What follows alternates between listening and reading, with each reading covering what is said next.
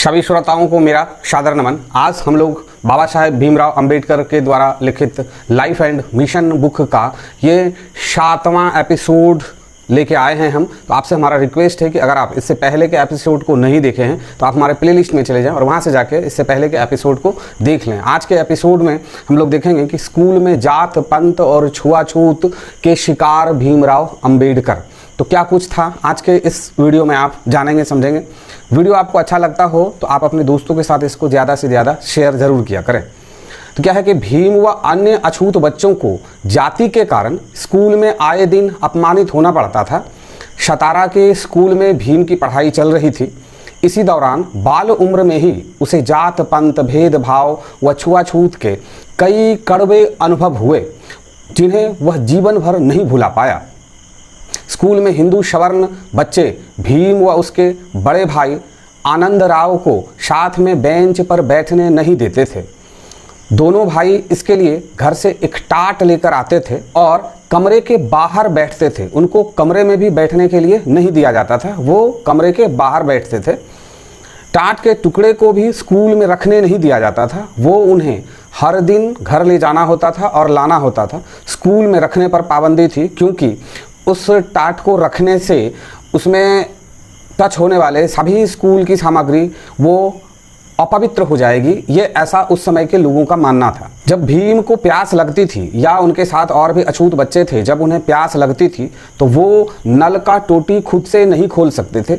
उसको खोलने के लिए या तो कोई सवर्ण जाति के बच्चे नल का टोटी खोल देंगे तो वो पानी पी लेंगे, अन्यथा चपरासी उस नल के टोटी को खोल देंगे और तब वो पानी पी लेंगे। और अगर कोई खोलने वाला नहीं है तो उनको प्यासे ही समय बिताना पड़ता था।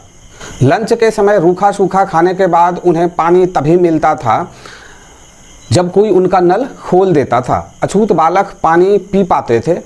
ऐसा नहीं होने पर कभी कभी वो प्यासे ही रह जाते थे और घर आकर ही प्यास बुझाते थे। कभी कभी सवर्ण बच्चे खुद पानी पीने के बाद जानबूझकर परेशान करने के लिए नल की टोटी को बंद कर देते थे और भीम और उनके भाई और उनके साथ और भी जो कुछ अछूत उस विद्यालय में पढ़ रहे थे वो बिना पानी पिए ही रह जाते थे। अमानवीयता की हद तो तब होती थी जब कुछ टीचर भी बच्चों के साथ छुआछूत करते थे।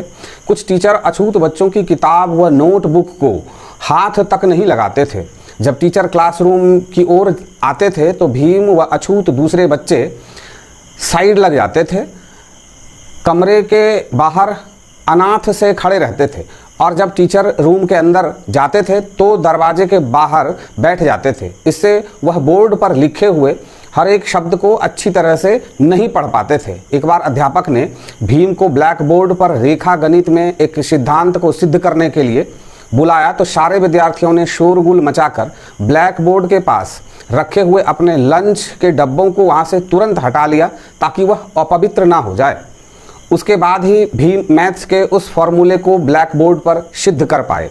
अब इस जगह हम थोड़ा सा आपको रोकना चाहेंगे कि एक तरफ कहा जा रहा है कि सभी शिक्षक बाबा साहेब भीमराव अंबेडकर के साथ अछूतों वाला व्यवहार करते थे, लेकिन दूसरी तरफ इसी बुक में कह रहा है कि उन्हें ब्लैक बोर्ड पे बुलाया गया सवाल को हल करने के लिए।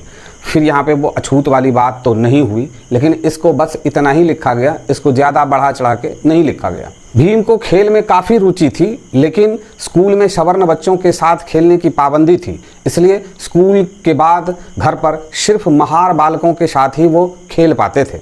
शिक्षा के कथित मंदिर में छुआछूत व जात पंथ का ऐसा घृणित रूप देखकर बालक भीम बहुत दुखी रहता था। तो आज के इस 7वें एपिसोड को हम यहीं पे समाप्त करते हैं और आपसे फिर से अनुरोध करते हैं कि आप अगर चैनल पे पहली बार आए हैं तो सब्सक्राइब ज़रूर कर लें, बेल आइकन को ऑल पे क्लिक कर दें। मेरे द्वारा हर रोज़ शाम 4 बजे वीडियोज़ अपलोड होता है। अगर आप बाबा साहेब के बारे में कुछ जानना समझना चाहते हैं तो इस चैनल से जुड़ जाएँ। मिलते हैं हम 8वें एपिसोड में।